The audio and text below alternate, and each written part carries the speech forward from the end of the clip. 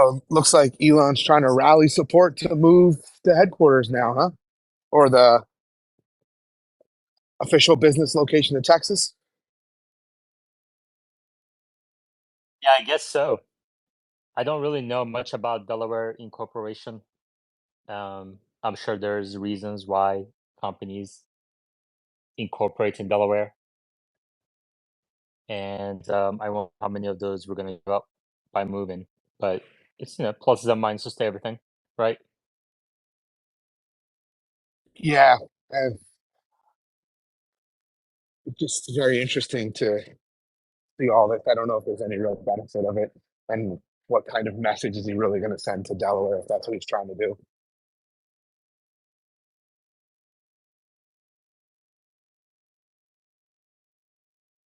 Do you think they're gonna move it?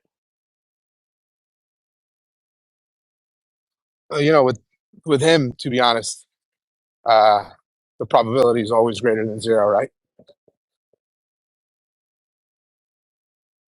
Yeah. Let's see what Omar has to say on this.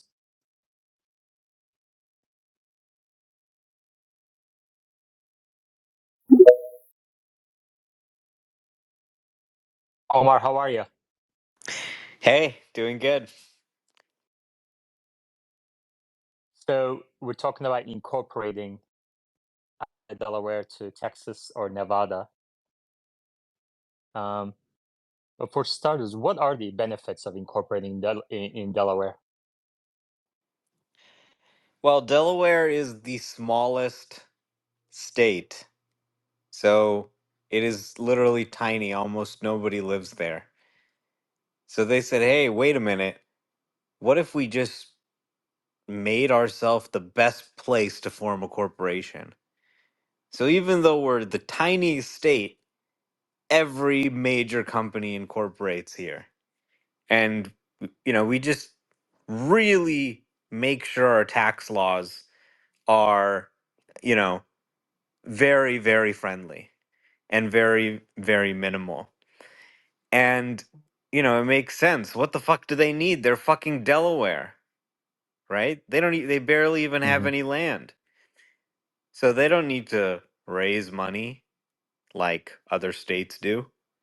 They are, this tiny little thing. And they have way more than they need. So you don't have to worry about them, putting new taxes on corporations in the state or anything like that. So the main advantages are they really try and gear everything towards being business friendly, right? So they've really looked at the whole thing. Um, it's tax minimization, right? You can save money by incorporating there. And then the other thing is really the Court of Chancery. It's very well respected because so many businesses have been incorporated there over the years that practically every type of business dispute that can happen has happened in the Court of Chancery. So there's really clear case law in business disputes where you have a really good sense of how the court's going to rule because they tend to sort of follow the precedent, right? So that gives Hmm. you a sense of stability where you can sort of, do everything legally in a way that's very standard. And, investors are just kind of like, okay, yeah, Delaware, that's, just standard, right? But, it's not like you really have to do it. Maybe it would cost a little more in taxes to be elsewhere. But, there could be some benefits potentially. There could potentially also be a way to resolve this situation and grant Musk his compensation package without moving out of Delaware. But seems like kind of one of those things that he's going to put up to a vote. Yeah, I asked Grok at the same time and said pretty much what you said. Court of Chancery has a lot of precedence. They only deal with business disputes and they do it quickly and efficiently, it says. But in this case, it took about 6 years, right, Omar? Why do you Yeah, think it took so long? I don't know. I'm not a legal expert, but you know, that wasn't very quick. I think we can all agree. If they had done it quick, that would have made things a lot simpler, right?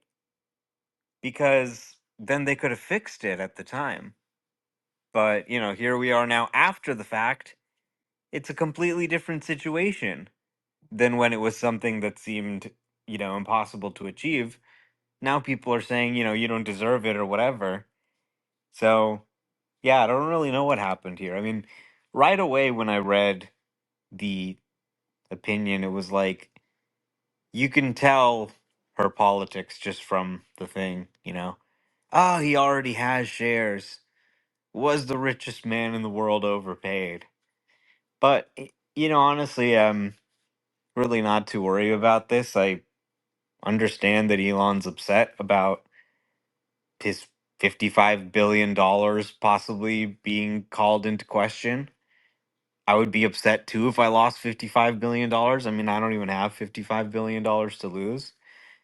But I think ultimately it will be resolved. It's just kind of like legal, technical details and stuff like that. There's a lot of like shouting and, you know, trying to figure out what's going on, everybody having opinions or whatever. A lot of it doesn't make any sense, and is like, ah, there's a big corruption going on here, deep state, whatever. I don't think it's really anything like that. I think this will probably just be resolved, um, you know, in a pretty boring way. And life will go on. So, I mean, I think the important message for people is really just about EVs, getting into EVs, AI, technology, all this stuff. I don't think, probably most people really care if he gets like in terms of the general public or whatever, like I don't think people are really that sympathetic. I mean, we obviously think he should be compensated and will vote for any package that remedies the situation. But probably the general public is not too sympathetic to the guy who, you know, is supposedly the richest man in the world going from number one to number three potentially.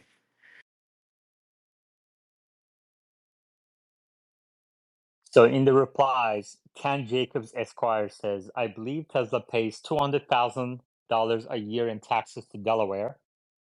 If you move to Texas, Tesla will pay 0.75% franchise tax. Yeah, that's a little ridiculous in my opinion. They have to pay gross receipts on the entire revenue. So, Delaware caps out the larger you get in scale, the smaller the tax burden gets. But in Texas, it's always sort of a fixed whatever. And, that may be fine, okay. Just sort of roll it in, but it's nice to minimize your taxes as much as possible. But there's, costs and benefits. If the vote of shareholders is being overturned, that's kind of concerning, I think. But I don't think that we necessarily need to move to fix the issue. But it's kind of like Elon's thing. He never just sits there and accepts something. He's like, okay, I got beef with the state of Delaware now. It's so over for you, Delaware, that you did this judgment. Everyone needs to move out of Delaware, you know? But that's just kind of his reaction. We'll kind of see what happens as the dust settles. But I imagine this can be resolved in like some very mundane way with, just some legal disclaimers or whatever. People vote for it, approve it again. And that's that. Ken also says the franchise tax is based on taxable margin. So I guess we're talking something less than. So this is taxable margin, taxable profit. I'm guessing that's what he meant. Oh, okay. So it's not on revenue. Generated. Like, is that on vehicles produced in Texas or sold in Texas? Yeah, that's the thing. I mean, state income tax is usually calculated only on the income you got from that state. I'm not sure about the franchise tax, but Texas is generally a pretty business friendly place. You've got really large industrial companies, oil companies located in that state, and they've made sure that the tax laws are not disfavorable to business there. It's generally pretty business friendly.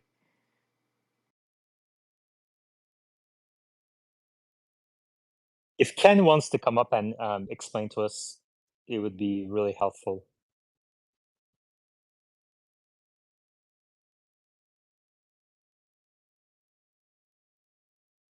He also says Nevada is a better choice if Tesla moves.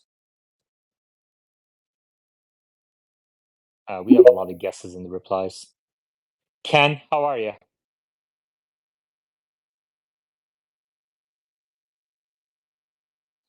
Yep. Ken, you have to unmute yourself. There you go. Okay, thank you very Sorry. much. Thanks for coming up. I No appreciate problem. it. So, can you explain to us what the incremental costs and benefits are from a just tax perspective of Tesla moving, reincorporating from Delaware to Texas, please? For the tax purposes, it's going to be a 70 or 3/4% taxable margin. And there's a calculation to determine what that taxable margin is. And there's 4 possible calculations. I'm not going to go into the weeds too far, but they're going to be paying more than the $200,000 they paid Delaware. Much more. Are we talking in terms of incremental taxes paid? Are we talking in the millions of dollars range, tens of millions of dollars range? Real quick, one of the calculations, you're going to pay the lesser of these 4 things. And one of the calculations, the first one is 70% of total revenue, or 100% of total revenue minus cost of goods sold, or 100% of total revenue minus compensation, or total revenue minus $1 million. You pay the lesser of those 4 calculations.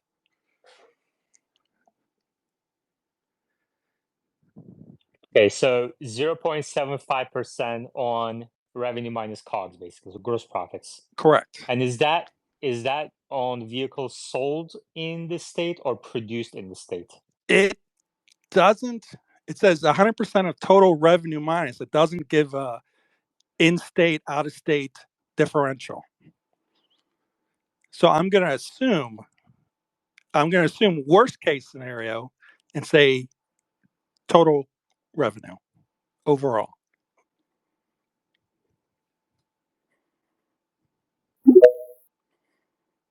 I'm not a CPA or an accountant, but I'm just reading the rules right here on my computer. Gotcha. Thank you, Ken.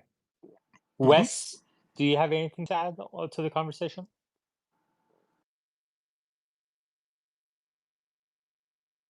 Wes?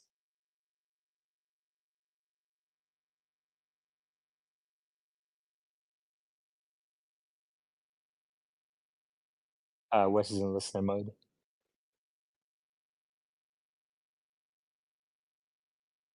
Okay, I see what you're saying. Okay, so if you incorporate in Texas, then worst case scenario, it could be total revenue generated by the company. 0.75% applied to total revenue minus total COGS generated, so total gross profits. Wes, do you agree with that? Hey, sorry. I hope you can hear me, but I was having problems, so I kind of missed the last 30 seconds. We're talking about the franchise tax. Ken mentioned that there's a 0.75% franchise tax in Texas that scales as the business scales, as opposed to in Delaware, there's a max of $200,000. So as the business scales, that comprises lower and lower portion of the company's revenues. But in Texas, it scales. So we're trying to figure out the incremental cost of additional taxes paid. Right. Yeah, and I would assume, and I don't know if anybody here knows for sure or not, but I would assume that when companies consider moving to Texas, I'm sure there's some type of negotiation that occurs. I get that these calculations are standard, but I would also assume that there's other interests at play and other negotiations that will take place. So I wouldn't assume that that's the only thing that happens. I wouldn't assume there would be any tax incentives. States and cities sometimes give incentives when there's like a physical investment. And I think they did give Tesla some incentive package for building their gigafactory there. But reincorporating them is, purely on paper. There's not really going to be any additional investment despite, the additional taxes paid or whatever. It's possible they could, grant them some exception or something, but that's kind of unusual in cases where there's no sort of physical investment being made.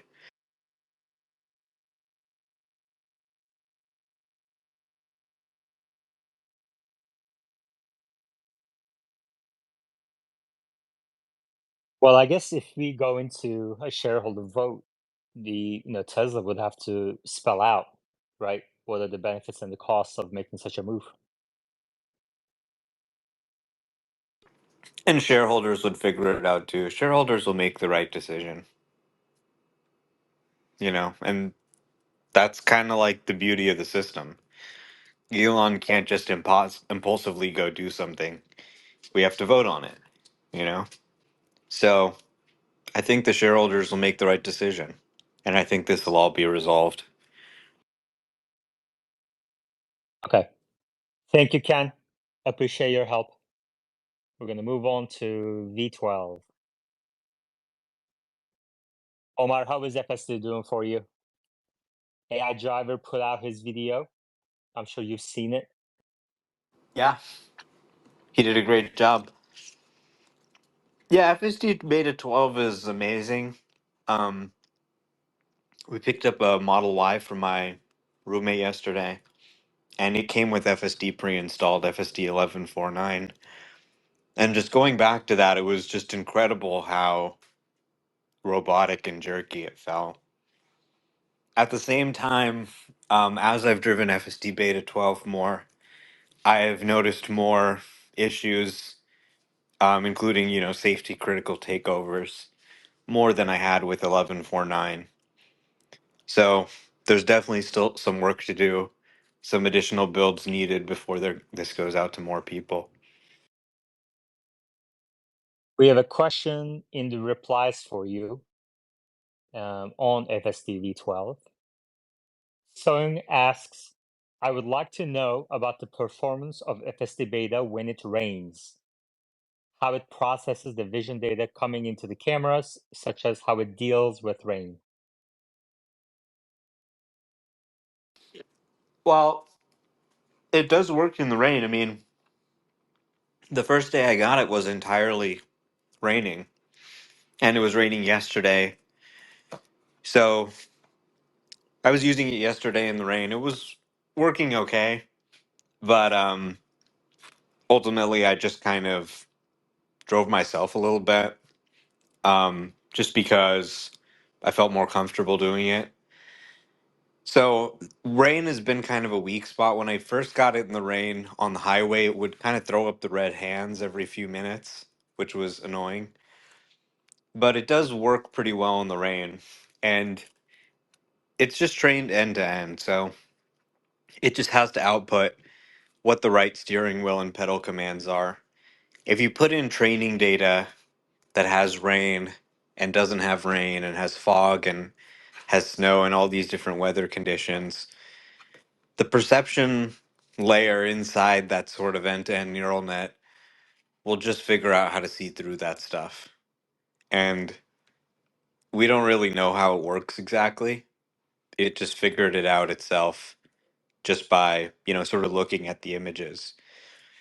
And so that's how it deals with different weather conditions. And I think people are going to be pretty amazed, honestly, at how well it works in different weather conditions. Like people have been saying, wow, it's starting to work a lot better in the snow. And I had, a day where I drove like an hour in some pretty heavy rain on 11.4.9, and it just did it without any interventions. So yeah, I think Elon did mention precipitation being a weak spot, but I think it's actually much further along than I expected in V12.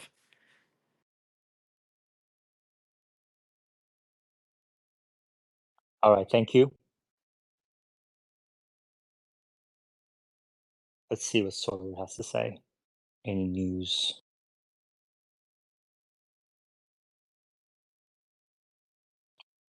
Sawyer says Tesla will soon be activating adaptive headlight capabilities in the Model Y and legacy Model 3 in Europe. The new feature will be added through a free over-the-air software update, according to a Drive Tesla Canada article. Okay. Also says nearly 83% of auto dealerships say Biden administration is pushing the industry to move too fast on EVs. So dealerships are trying to ramp up their pressure on Biden. Another post, for the first time, Tesla will be at the Chicago Auto Show this month, the biggest auto show in North America with more than 300,000 total attendees. Attendees will be able to ride in the Model Y, Model X, and refreshed Model 3. Volvo announced today it will stop funding Polestar and is handing responsibility for the luxury car brand over to Volvo's top shareholder, China's Geely, due to disappointing results. Wow. That's one for the Tesla Killer Cemetery. Let's read this article real quick. I'm curious what it says. Volvo reveals their new Volvo EX30 full electric small SUV vehicle during an event in Milan, Italy, June 2023. What a turn of events since June. Volvo Cars said on Thursday it would stop funding Polestar Automotive Holding and was handing responsibility for the struggling luxury car brand over to Volvo's top shareholder, China's Geely Holding. The announcement sent the Swedish automaker's stock up more than 30% at market open. Wow. The heavy involvement with Swedish-listed Volvo Cars in Polestar, where it owns around 48% of the shares, has been criticized by analysts who see the stake as a drag on Volvo's resources. Oh, okay, I see. It sent Volvo stock. Let's see what Polestar stock is doing in the meantime.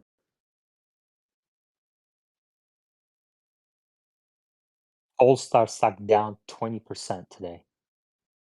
In the last 6 months, down 78%. In the last year, down 90%.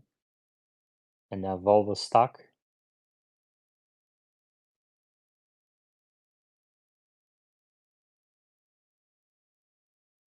Yeah, up about 25% in the last 3 months.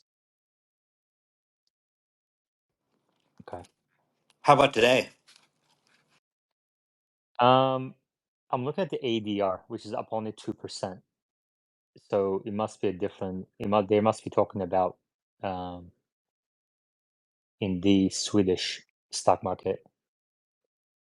I don't have that in front of me. Like other new EV brands and startups, Polestar has struggled to make headway, particularly since Tesla started a price war last year. The automaker said earlier this month that it had missed its already reduced delivery targets for 2023. Polestar shares are down just over 83% since it went public. Down just over 80. That's bad wording. In June 2022, via merger with a special purpose acquisition company or SPAC. Volvo Cars said it has considered handing Polestar shares over to Volvo shareholders, which would make Geely a big direct owner in the brand. Shares in Volvo were up 20% after they soared 32% at the market open. Geely, in a separate statement, welcomed Volvo's decision to focus its resources on its own development. Geely Holding will continue to provide full operational and financial support to the independent, exclusive Polestar brand going forward, the Chinese group said. This support will not require a reduction of Geely Holding shareholding in Volvo Cars, it added. However, the broker Bernstein said it was a distinct possibility that Geely ecosystem could sell down its shares in Volvo. Polestar last week said it planned to cut around 450 jobs globally, or about 15% of its workforce, amid challenging market conditions. It also said in November that it would try to reduce its reliance on external help, publishing a revised business plan, which included getting additional loans from Volvo and Geely. The news could raise questions about the viability of Polestar, which aims to become cash flow break-even in 2025. I'm going to leave that there because it's not going to happen. Sawyer also says X has announced they're expanding vertical video ads to all advertisers globally. Each day, over 100 million users watch vertical video on X to keep up with the world around them. On many days, vertical video accounts for more than 20% of total platform usage. We've observed that X users are 7 times more likely to follow, repost, like, and click on the URLs of an ad in vertical video compared to the same ad on the home timeline. Yeah, the entire world is shifting to vertical video now. Started with TikTok and YouTube, now Twitter, Instagram. Wild.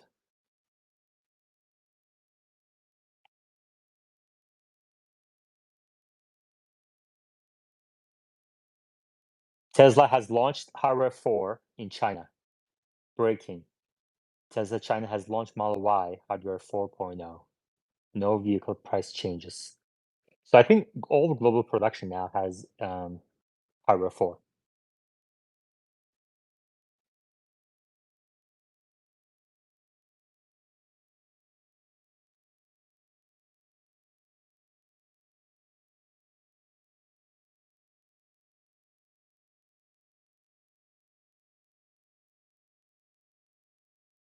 So both Volvo and Lucid appear to be headed for bankruptcy. Yeah, it's kind of incredible how many people you see just retreating from EVs. After the Model 3 became profitable, it just sort of kicked off this huge wave of excitement, all these brands coming in, the Tesla killers. Remember, Polestar was supposed to be one of the Tesla killers.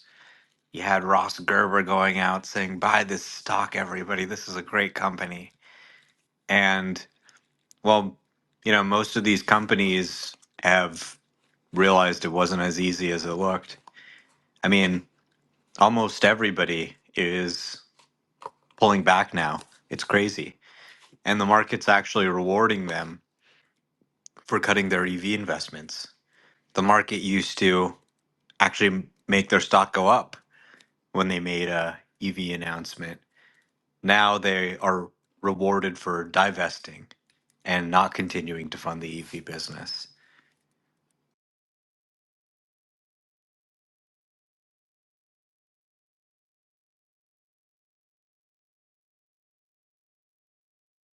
Yeah, it's amazing how the tables turned.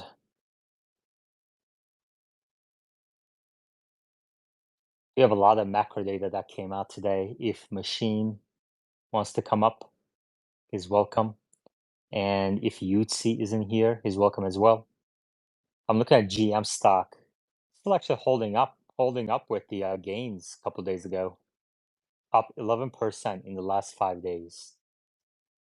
Interesting. We'll see if it holds up going into next month. $45 billion market cap for GM. Ford, on the other hand, in the last 5 days, up 6%, $48 billion market cap. Amazing. It's almost a liability right now to be an EV company. Oil prices are down 2% to 74 handle. Natural gas just above $2. Yield curve came down substantially today. Double-digit drops across the curve. 10-year Treasury is down to 3.86%.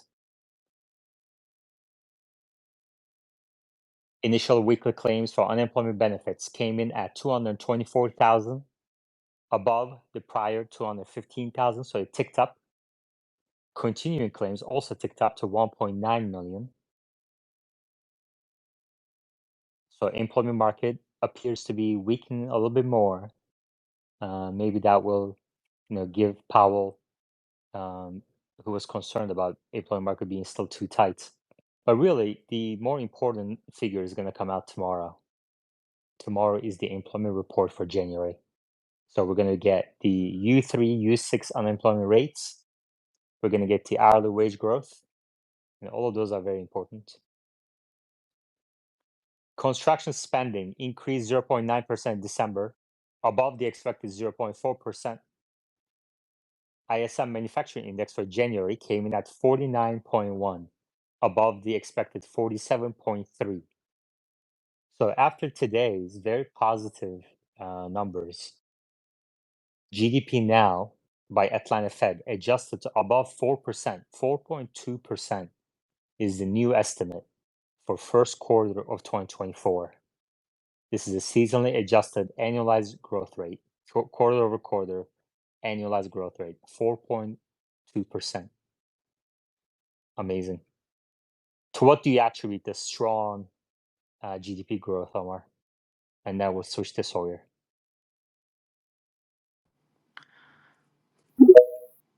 Well, I have no idea.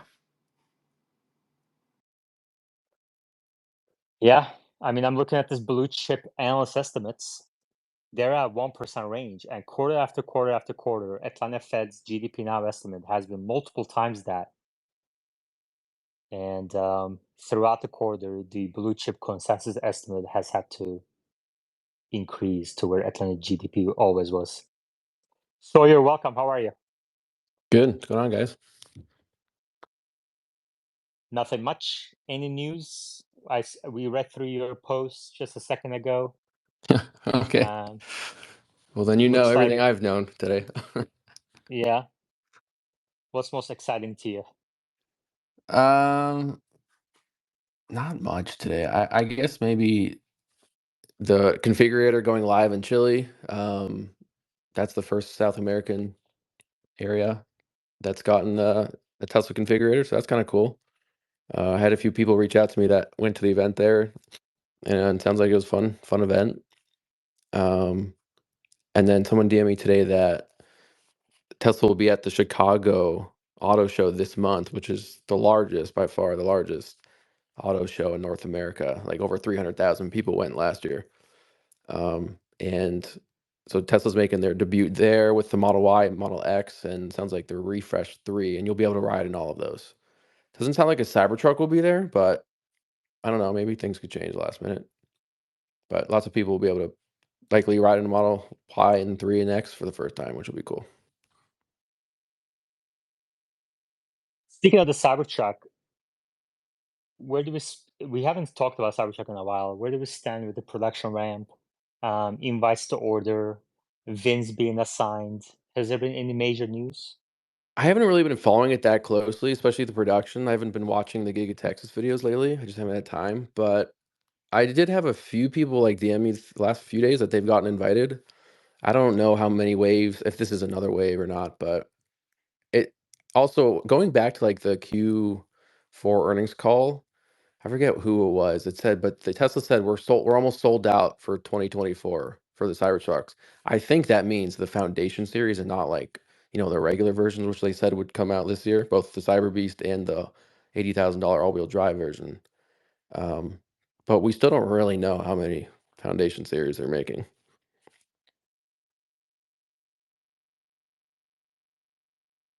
Right, we don't know. But if you had to estimate, it's probably somewhere around 50 to 100,000, right? Wouldn't you say?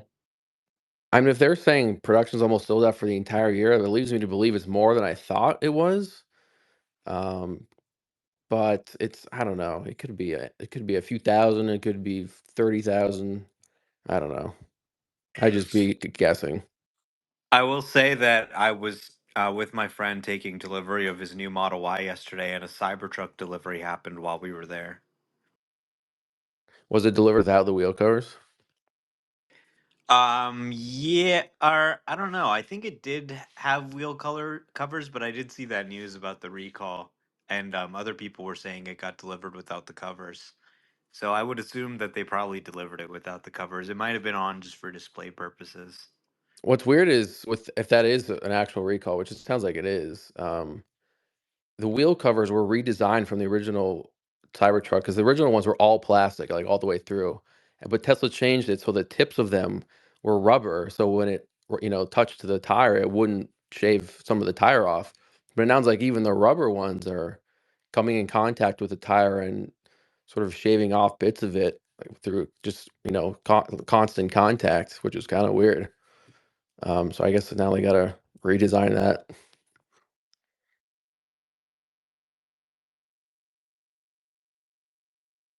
Well, I saw your post about the delivery event. Not the delivery event, but the delivery. You thought you want to show to your friend that it was a streamlined process, but because of the point of sale credit, it was something different. Would you like to give us a bit more detail on that? Well, essentially, what happened is he entered his social security number wrong. So when they sent the information to the IRS for the point of sale credit, they rejected it. And they said, "Oh, we're sorry, we can't let you leave until this is showing as approved or whatever." So they said, "Okay, did you type in a different name?" So we tried like three different names. Every time we had to wait, they said like 30 minutes. So we're there for like a few hours. And then eventually they realized it was like the social security number that was wrong. So, these are kind of just like minor hiccups. The process should probably be more streamlined in that, you get a notification in the app before you get there and, hey, this didn't match, that kind of thing. That kind of stuff is probably being built more into the app and into the system. I actually got a DM from somebody who actually works on Tesla on that system. And they said, can you, explain exactly what happened? And I gave her some suggestions. So, I think they're going to just sort of iron these kinks out. It sounds like for most people, the point of sale credit is actually pretty smooth, assuming you enter your information correctly. But yeah, there was a little bit of a hiccup there that we had to wait there for a few hours while it was resolved. But then it was resolved, and we got this Model Y long range out the door for 40K, 45K with taxes and everything.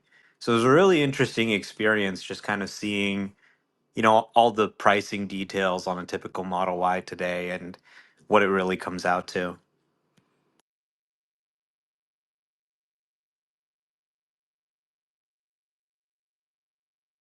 Thanks, Omar. Did you guys see the exchange between Nick Cruz-Paten and Ryan McCaffrey about the recall or a non-recall recall? No. Okay. I'll pin Ryan's reply here, and it looks like Nick removed his original post. This is what you guys were talking about just a second ago, right? Because it's polling the server on a fixed interval and they didn't want to overwhelm it by polling too often.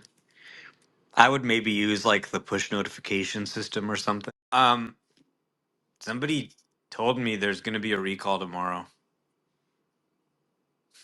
I And mean, it's a pop-off wheel cover that costs like $35. It's not a huge deal, even if there is a recall. yeah, I mean, like barely any Cybertrucks have even been delivered. You know, I don't think it's a big deal, but somebody was like, "Hey, there's like a recall coming tomorrow," and then I heard about this. So I thought, "Oh, okay, maybe that's what they were talking about," but maybe not. I don't know. Someone DM'd me this morning. It's like, sorry, you got to warn all the Cybertruck owners and everyone about the wheel cover recall. I'm like, Tesla does that themselves. I don't need to do anything. It's just a wheel cover. They can pop it off.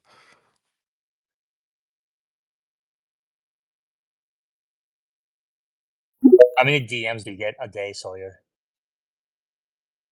I get a lot of, like, so many DMs of things people can just Google that would take probably less time than asking me the question. And I'm starting to answer fewer and fewer of those because it's just honestly a waste of time. Yeah, I totally understand what you mean. I tell people just Google. Google is your friend. I don't answer questions you can Google. Telescope? So there's a recall coming soonish, essentially any day now, and it will affect every single vehicle ever released so far. But it's 100% software; it has nothing to do with hardware. It's a small little UI tweak, but I need to wait a little bit to get more specifics. It should be able to it should be reported to customers within a couple days. You said all Tesla vehicles ever, or like just US ones, or? It actually, yeah, no, it probably is just U.S. It's regarding a requirement from the NHTSA, but it doesn't actually change any driving behavior. It's just a cosmetic change to the UI. Then we should expect millions of Teslas recalled headlines in Oh the yeah. coming days.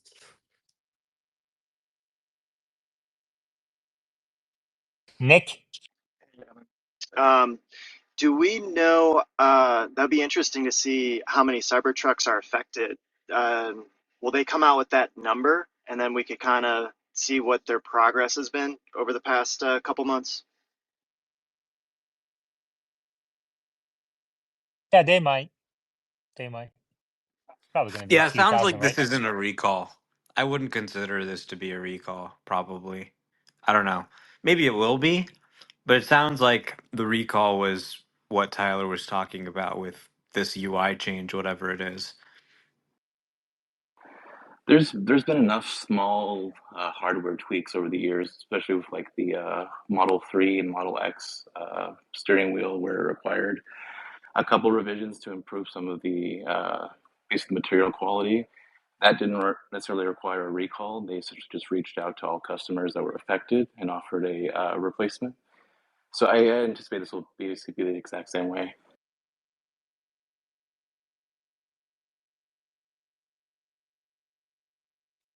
Tyler, have you heard any feedback on V12 lately? Yeah, so we're essentially approaching the average amount of time between builds for Wave 1, which was all the early access vehicles. Typically, Tesla hasn't gone past that by too many days. We'll be hitting that tomorrow. So essentially what that means is any day after tomorrow is when we can probably more accurately keep an eye on when another update's going to roll out to employees as well as other groups. Regarding feedback, it's been pretty positive overall, especially just since version 12.1.1 going to 12.1.2.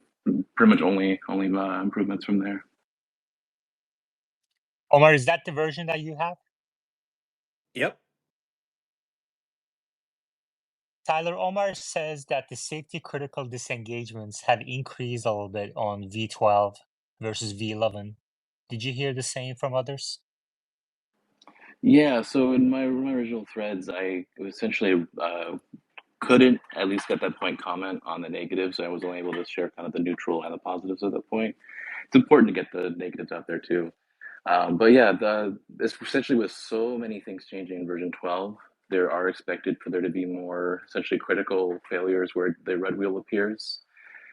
There also still needs to be more testing done on the highway because it's still using the essentially the old code.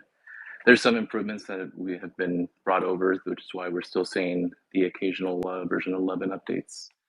But it's still going to be a little bit until that's basically a lot more stable overall.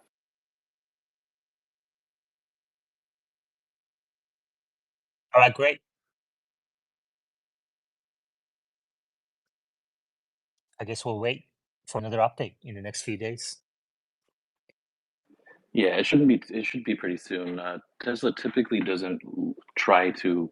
They don't try to keep any of the Wave 1 testers on the same build for too long because it kind of defeats the purpose of the testing group. So we should see something hopefully very soon.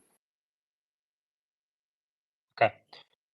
Sawyer, do you have any new thoughts, additional thoughts after sleeping over on reincorporating the company in Texas or Nevada?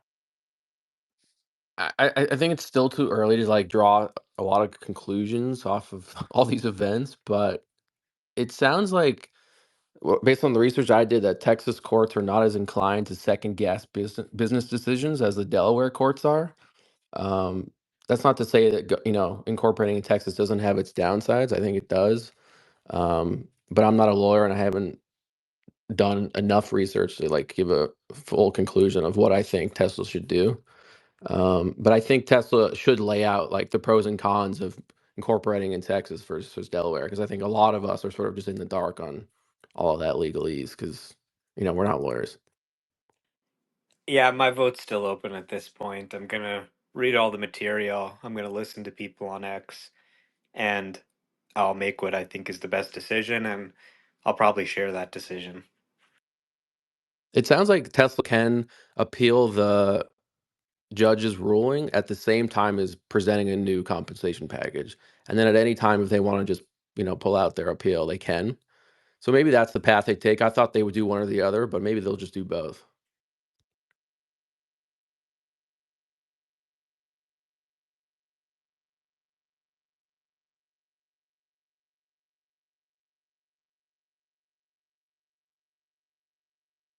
All right. What else do you guys want to talk about?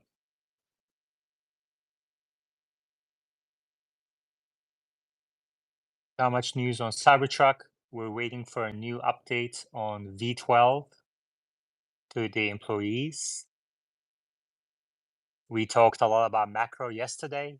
Inflation is coming down. True inflation shows 1.44% in the last 12 months. We got some favorable employment data today. Tomorrow, we're going to get a major employment report on January. Have you guys talked about Tesla reportedly wanting to expand Giga Nevada using like China's DATL equipment? We have not. What do you think? Well, for those who don't know, which I doubt you guys all don't, but Tesla, this is a report from Bloomberg. Tesla will reportedly expand battery production in Nevada, opening a small facility using idle equipment from China's CATL. Tesla will have full control of the facility and then cover 100% of the costs. And then CATL personnel will be uninvolved other than helping to set up the equipment. And then they go on and say the plant, which will make cells for Tesla's large battery Megapack product, is part of a broader effort to onshore the supply chain for lithium iron phosphate cells in America. I think this is a good move in that there's been a huge lack of LFP production in the U.S. And this is a big reason why the new Model 3 doesn't qualify, is because Tesla wants to use the cheaper LFP batteries, but there aren't enough of them in the US, so they got to go to China for them. And they're using CATL batteries. If they can do that in the US, and it sounds like this facility might come online next year, 2025, but they could use those, maybe some of those LFP batteries. It sounds like a lot of them will just go to the Megapack, but maybe there's enough capacity there that at least some of them could go to the new 3 and for that to qualify. Or maybe enough 2170 production will come available this year for it to qualify. But yeah, interesting nonetheless. I think it's a good move from an IRA standpoint. Did the news say how many gigawatt hours to start with? Yeah, it was 10. 10 gigawatt hours by sometime in 2025. Yeah, So let me it's scroll. a few years before it becomes material, it sounds like. It says initially the plan will have a limited output around 10 gigawatt hours and then be expanded if the project goes smoothly and if the supply chain can be established. The facility likely won't be operational 2025. It could eventually account for about 20% of Tesla's battery production in the region, including the Lathrop location. Got it. Omar, what do you think about this news? Yeah, I mean, LFP is not only much lower cost, there's far fewer supply chain constraints, particularly in the main anode and cathode materials. Iron, for example, is much more plentiful and accessible than nickel. So there's a lot of benefits to doing LFP, but that supply chain really being very China centric has caused problems with the IRA. So if you could manufacture LFP domestically, that sure would solve a lot of problems. I expect that the next gen vehicle would primarily be LFP for the compact crossover, probably the standard range and the long range versions, because that's part of how you cut half the cost out of the vehicle, and you can sort of make a really great vehicle that can probably get 300 miles or more at that size with an LFP pack, given that the vehicle has less weight. It's easier to move around. You have some efficiency gains there. So I think they can possibly do that. Now, this is probably more of, I mean, 10 gigawatt hours is serious, but 10 gigawatt hours is the size of their Cato Road pilot line, right? So this kind of sounds more like a pilot line. They may be using the output in Megapack, so it may be sort of production grade in that way, sort of supplementing the Megapack output. But I think really just supplying to Megapack is a good way to sort of ramp it up in a way that is very easy to do, easy to sort of integrate into Megapack production until you get sufficient volume output that they could use it for something like a Model 3 or even a Model Y and or a next gen platform. So I think if it goes well, we could actually see much more than 10 gigawatt hours coming out of Tesla's battery production facilities for LFP.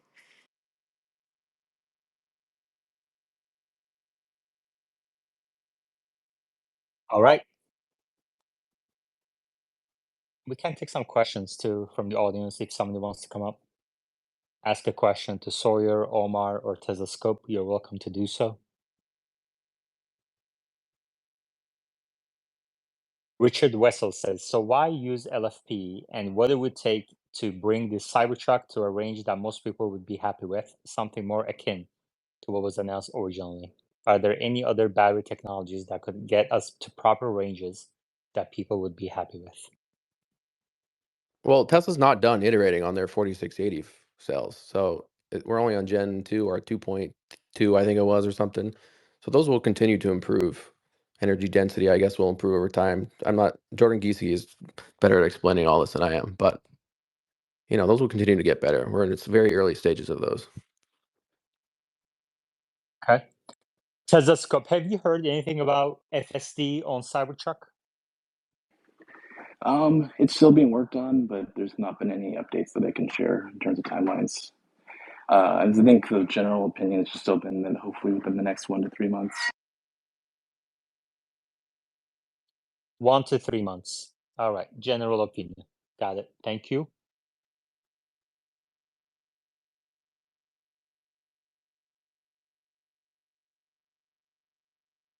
Yeah, it's a bit of a sign in the back burner right now. FSD for Cybertruck, given the size of the Cybertruck fleet, it's so much smaller than the rest of the fleet Tesla has. About 6 million vehicles versus tens of thousands of Cybertrucks in a few months. Doesn't make sense to focus on Cybertruck just now. I mean, it's definitely being worked on. They have builds of FSD that work on the Cybertruck. The primary thing, though, is just making sure it's validated by lots of vehicles in the fleet. And they can't even produce them that fast. So you just want to make sure, there's like at least a few thousand out there. They've been through the rain, they've been through the sunshine, they've been through different parts of the country, and there's no catastrophic failures, right? Then you can say, okay, we can actually ship this to customers. Hunter. Hey guys, on the topic of LFP, can anyone explain whether or not you can use the 4680 form factor with LFP, or if that's currently happening? Yeah, Elon, I think it was Elon or maybe Drew Baglino, they alluded to this, the 4680 form factor in the future using LFP. I don't know if those would, go into the Megapack products or the car products, maybe a combination of both. But Tesla's not currently doing that. They're still focusing on their current setup. But yeah, that'll come, eventually, I think.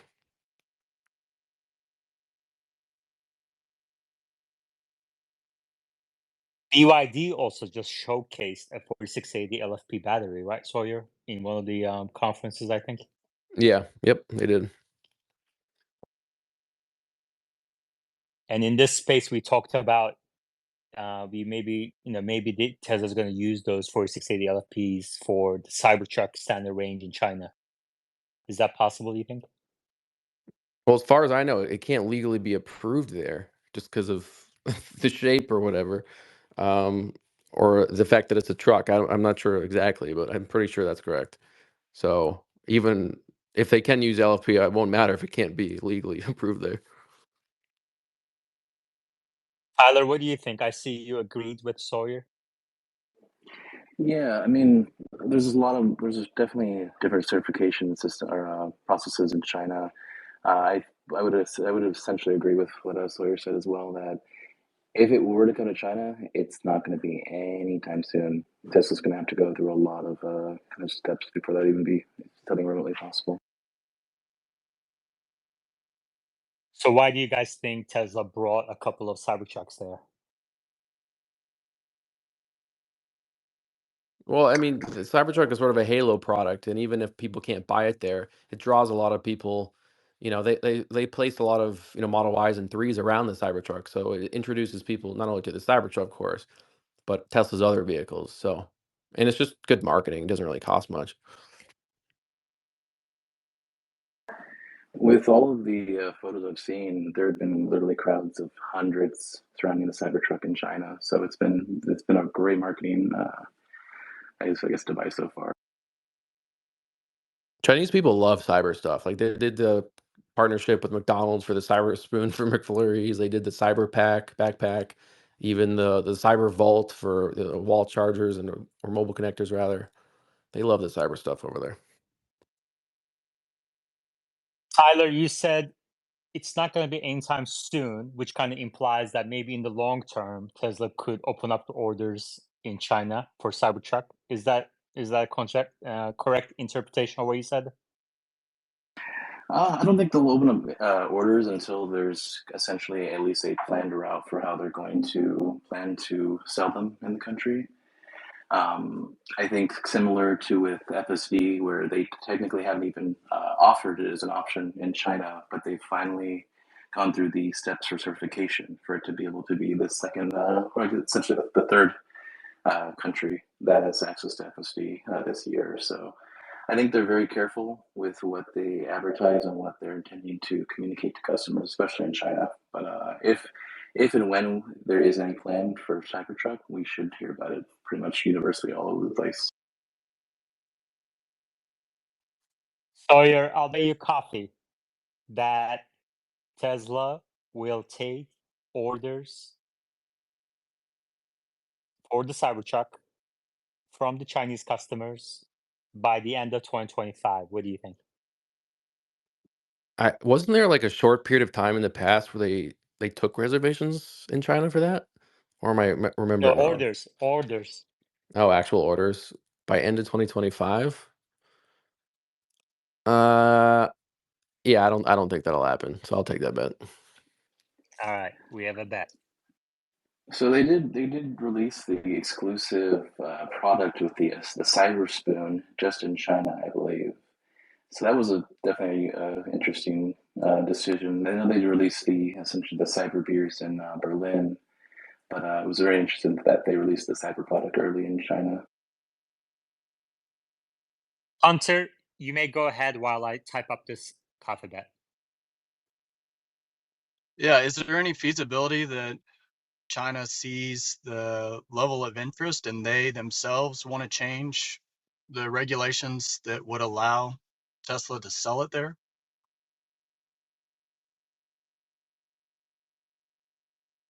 I Sawyer? think that's pretty unlikely, I'll be honest. I don't think they'd do that. Tesla's definitely a customer favorite in China, but I wouldn't say that they have enough sway, at least at this point, to be able to try to push for changes, for at least for the time being. The domestic EV makers there have much more sway than Tesla does there, even though Tesla Absolutely. kills it on sales.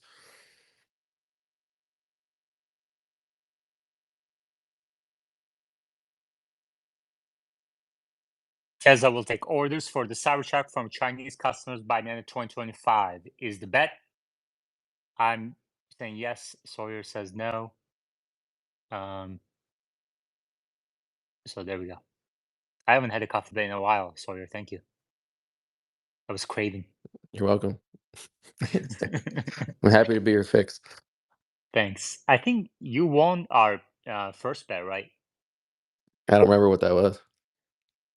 I'll figure it out. I'll find it. I'll dig it up. And you said you don't drink coffee, so I need to get you something else. I don't mind black coffee. I'll do that. Oh, there you go. Okay, perfect. That's great. Any other questions, comments? Please request to speak. Otherwise, we're gonna end this space. I just got an email from Lucid. They What did they say? are, looks like they're extending their offer for up to $10,000 off and air credits. Basically just cash discount, I think, on the 2023 air Yeah. models. They're just trying to get rid of their inventory. Yeah, I mean, it looks pretty clear at this point that Lucid is headed to bankruptcy. Polestar is headed to bankruptcy. And the only one that's kind of still standing up, aside from Tesla, is Rivian. Rivian is at $15 billion market cap. The stock declined to, all-time lows, close to all-time lows. But they raised a bunch of money a few months ago. So it's just still $15 billion market cap, no profits. And we'll see what happens.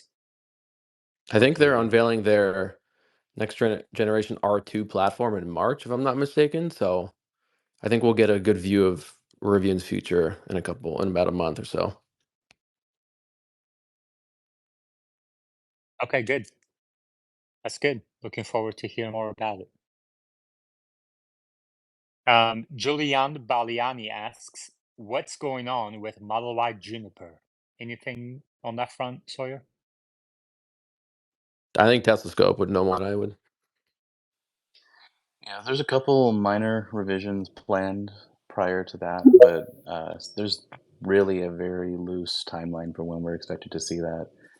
Even going out of China, we haven't really seen much movement there. I think the loose timeline has pretty much been at the earliest the end of this year, but I wouldn't expect anything sooner. There were a couple rumors of something happening sooner, like March, April time, but I personally, the personal opinion, feel like that's way too soon for us to see something. Okay, and the final The Model question. Y is Go ahead. still, the top selling vehicle essentially worldwide, so I don't think there's any need to at least prioritize that right now. And the final question comes from Llama Mama. Go ahead. What do you guys think of Fisker? Omar thinks very highly of them. Right, Omar? Omar's their biggest fan. Oh yeah, Fisker is a little bit of a dumpster fire. They can't really figure out how to deliver their cars to customers. The cars are cheap and low quality feeling. NHTSA has issued a recall notice because the brakes may not work if you're driving on a bumpy road. And the CFO of the company is the CEO's wife. They've disclosed that they may not have had appropriate financial controls. So I would stay away from Fisker in every capacity as an investor, as a customer. And the funny thing is, this is actually Fisker's second time starting a sort of EV startup. He had the first one and that went under. They sold it to the Chinese and they still have it going as the Karma separate brand. And then so now they did this one. It looks like this one is going under too. I think their shares are below a level where they're probably going to be delisted, if I'm not mistaken. And I bet you the next time there's an EV boom in a couple years, Fisker's going to start another EV company, and he's going to bring out a $25,000 car, and I'm betting that company will probably go under too. I drive by their headquarters pretty much every other week in Manhattan Beach, and I don't think I've ever seen more than two cars parked in that entire parking lot. If there's anything going on at that company, it's sure things might happen, but it seems like they just focus way too much on marketing and not actually putting out a quality product, which is unfortunate. I would love to see other great EV options, but I wouldn't expect that from Fisker right now. I think we're going to see some serious consolidation in the coming years from not only Legacy Auto, but I think we're going to see a lot of EV startups that sort of boomed in the SPAC bubble of 2021 and on just sort of just fizzle out.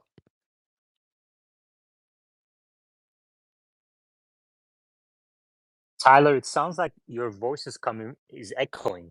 Are you in the bathroom? I'm kind of walking all around my house. Yeah. Oh, okay. You were in the bathroom. I thought only machine did that. Do you guys see Llama Mama as a speaker again? Yep. Llama Mama, go ahead.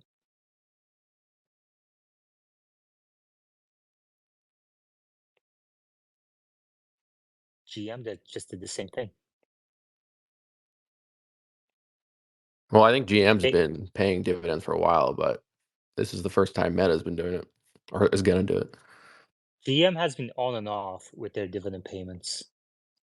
So Facebook stock up 7% after hours. Apple is also announcing today, right? I think so. Yeah, that's gonna come in a few minutes.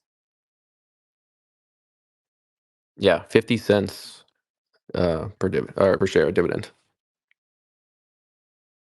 Omar, what do you think about this dividend payment by Facebook? It's fantastic news. They should be proud to be returning capital to shareholders. Dividend, $50 billion buyback. Nice job, Mark. Yeah, all-time highs. Facebook above $1 trillion market cap, up 8% after hours, and now introducing a dividend payment as well. And the stock is up more than double in the last year. Quadrupled from the lows when people were worried about all the capex into metaverse. Has Meta done a buyback before, or is this the first one of that too? Oh, they've done buyback before. Yeah, tens of Okay. billions of dollars. Yeah. Okay. They actually, it was kind of interesting because they bought all the way at the top before the stock sank more than half. So it kind of appeared like they were buying at the top.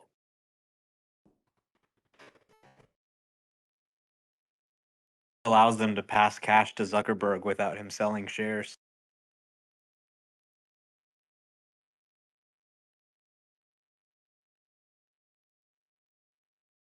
All right.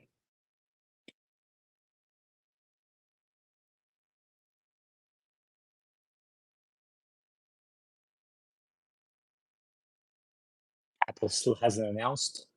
Apple is at $2.9 trillion market cap. Omar, have you seen the reviews coming in with their newer product? The Is it Vision positive? Pro. Right. Is it positive reviews? Well, the reviews say it's incredible technology, incredibly well executed like Apple, but it's heavy, it's uncomfortable to use for long periods of time. It's weird, it's dorky.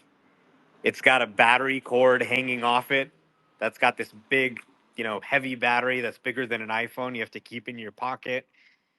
And it's $3,500. So this isn't really a mass market product at all, obviously. Some people would look at it and maybe wonder if they lost their touch.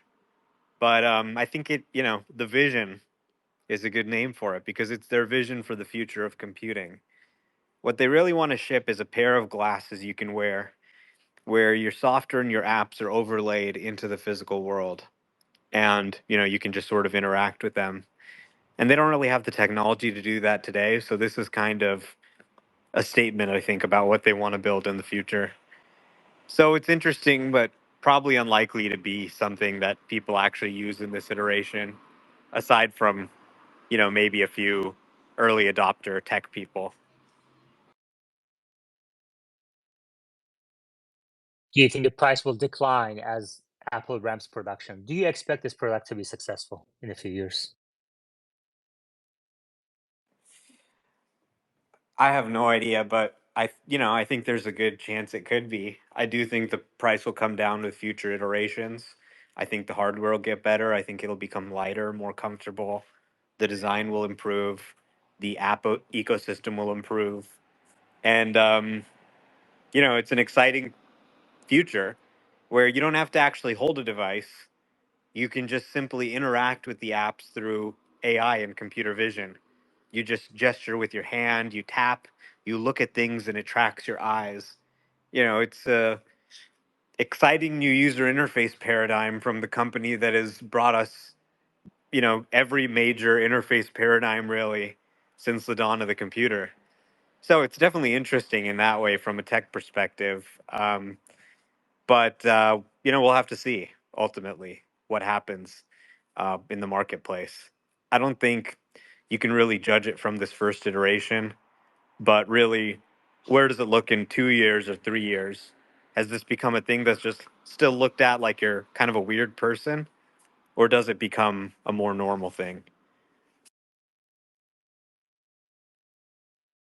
So you use Apple products, right? Do you have any Yep. thoughts on Apple Pro? Yeah, I ordered one. Um, I think it's highly likely I'll return it. I think the app ecosystem just isn't there yet. This thing can be as cheap and light as possible, and it can be, uh, a lot of people can want this thing, but if the apps aren't there and there aren't interesting enough things to do with it, and then there's really no point in buying it.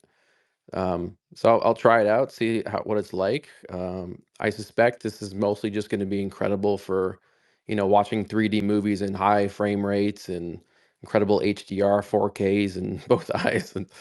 But in terms of actual productivity, I don't see it being that great for that quite yet. I was ready to pull the trigger on purchasing one, but essentially in one of their initial ads, they showed what seemed to be multiple monitor support for like a MacBook or even any Mac device, and that apparently changed to just supporting a single screen, and that kind of killed the interest of at least from a productivity standpoint for me. I think nonetheless, it's great to see Apple jumping into this space. I think just, Meta and others doing it, Oculus, and with that, it just wasn't enough to push this space forward. I think the most expensive Oculus is like $500, or the Meta Quest is like $500. So this is like multiples of that, but the They do quality is have certainly there. They do have the Quest Pro, which is at least a little bit closer to the Apple pricing, but it's when that Oh, is one's, it? I would say it's closer to the intent of what Apple's doing, where the Quest 3 is mostly for gaming, Yep. but it's still a good. I think it's about 1,000 or so difference. Yeah, the two biggest things for the next generation is going to be weight and cost. Like all the technology is perfectly fine. It's like it's there. You don't need, it already has HDR and 4K and high frame rates and all that. What needs to happen is make it lighter and then bring down the cost, and then expand the app ecosystem, of course. Yeah, every single review across the board has said the technology is absolutely fantastic and it beats every other offering in every single category. It's just the weight concern to try to improve a little bit. I will say Apple, their first gen products tend to be pretty good, but like with the Apple Watch, I remember the app ecosystem wasn't really there. It wasn't, like, super expensive back then, but similar with the iPhone when that first came out, the App Store hadn't launched yet, right? And once that happened, it sort of blew the door wide open in terms of opportunities and things you could do with the device. I think Apple today announced that there's only gonna be around 600 apps, which is more than I thought there'd be, but it's still only 600 apps that will be natively created for the Vision Pro. That'll expand over time, but there needs to be some killer apps for people to really, like, spend this money and wanna keep it.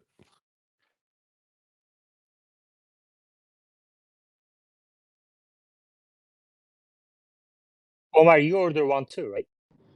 Not yet, but I'm hoping to be able to try one. I'm definitely gonna sign up for an appointment tomorrow as soon as it's available to try it and check out a friend's or whatever.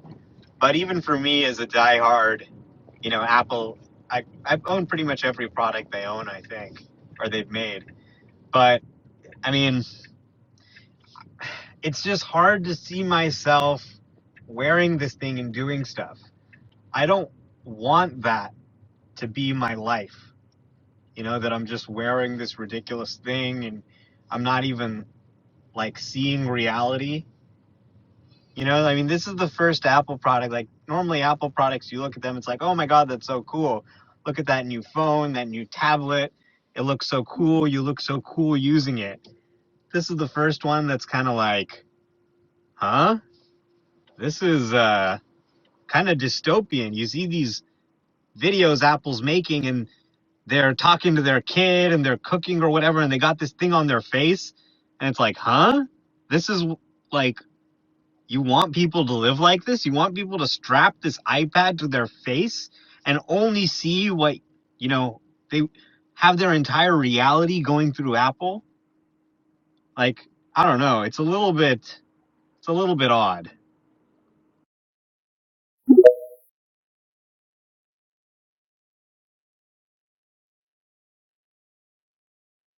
I'm curious to see how it's going to pan out. Gaussian, you may go ahead. Yeah, I got to use one today. I won't go into too much detail, just because I used to work there. By the way, I don't have my blue check mark because I updated my profile, so I'm in blue check mark purgatory or whatever it's called. They're amazing. Everything that everybody said about it being big and bulky on Rev 1 is true. They're pretty heavy. Not so bad when you get it on, but the technology is amazing. It's absolutely stunning. And you, as I think somebody had mentioned, you can see where they're going for Rev 2 and Rev 3, or where they're, the direction the puck is skating. You're skating toward the puck is going to be. When you use one, it's like Omar just commented about, I wouldn't want to sit in the kitchen.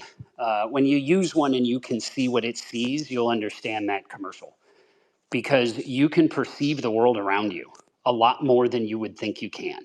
They did an amazing job of merging reality and augmented reality together. And keep in mind, it's run by a really great guy, really good guy named Mike Rockwell, who came from Dolby. And then Tom Holman is their THX guy, or was there. I don't know if he's still at Apple, but the technology around it, as far as the sound and the perception and the holistic thing, it's really amazing. It's stunning. Is it worth $3,500 or $4,000? Depends on how much money you have. Depends on if you want to be a part of or experience something early on like that, or you just use a friend. But yeah, the price is high. It's much bigger than they're planning on it being. It's kind of like Macintosh Rev 1 versus Mac now. You can see where it's going. And when you use it, Mac 1, for those of us who are old enough, it was just as stunning as, if not more, than the current Macs, for what they took, merged from Xerox and all the rest of the places. So the user experience is incredible. It's absolutely incredible. And it's not, when you use it, it's not really what you had thought. And when you start moving your hands, you get kind of goosebumps from it. It's pretty cool. But it is Okay, so hold on one sec. Okay, so you have Apple stock, your Apple stockholder, correct? part, What percent of your network is in Apple versus Tesla versus? It also says you are me a Neo personally, investor as well. none. I don't Yeah, own it. I don't think I own any Apple stock anymore. that's what it says on your profile. No, I worked there. It says AAPL. Yeah, it was because you only have so many letters in the profile. You work there No, today, or you used to I work worked there in there? the past. Okay. So So let's say in 3 to 5 years, how many units do you think Apple will sell of Apple Vision Pro?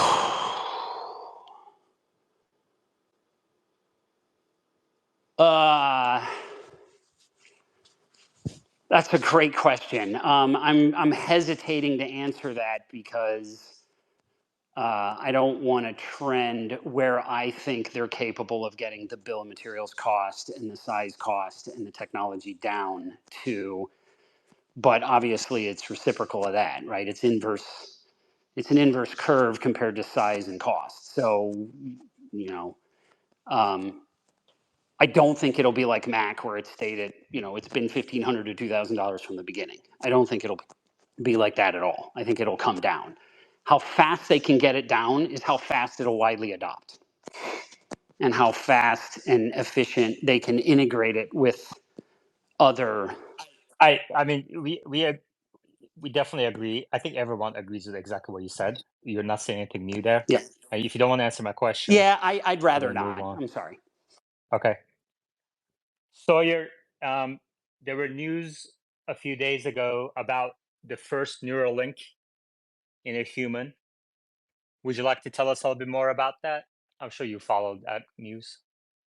Yeah, let me find my post on it. Yeah, I Give me thought a that was minute. really exciting, and I agree with Omar. You know, strapping an iPad onto your face just looks ridiculous, especially if you have a technology like Neuralink around the corner. Like, why So would you? So there are reports yesterday from Mac Rumors that they've sold about 200,000 units so far, and that they had capacity. I think Apple planned on doing 400 to 500,000 units this year. So that's probably somewhat accurate of what they'll end up doing. But I don't know beyond that what they'll do. Okay, I found the post. So for those who don't know, which I doubt you don't, but Neuralink officially announced they implanted its first brain chip into an actual human. They got FDA approval later last year, um, and I wasn't expecting the first implant to go in until a little bit later this year. So it's cool, like they got it done in January. Elon said it happened on January 28th, and they were recovering well. The initial results showed promising neuron spike detection. We don't know who the patient is, if they're male or female, or what their ailment or disease is. Um, I guess we'll just have to wait for Neuralink to sort of report on that. But nonetheless, this is an exciting step forward for Neuralink, who's been working for years to get to this point. And their ultimate goal is to help people with these disabilities, whether it be ALS or motor function issues, to be able to use the Neuralink to use essentially everyday devices that we do, but they just can't because they can't move their limbs or their body parts, and they don't have that motor function. So they'll be able to like connect to their phone just with their link and be able to use their thoughts to type a text or email and send it to someone, which is pretty incredible. Um, yeah, I don't know how quickly they'll end up implanting these into more humans, but nonetheless, it's awesome to see this finally happening. This has been a long All time right, coming. all right. Thank you very much, Sawyer, for that update. And I think we're gonna end it on that note, on a high note. Thank you very much, everybody, and I will talk to you next time. Take care.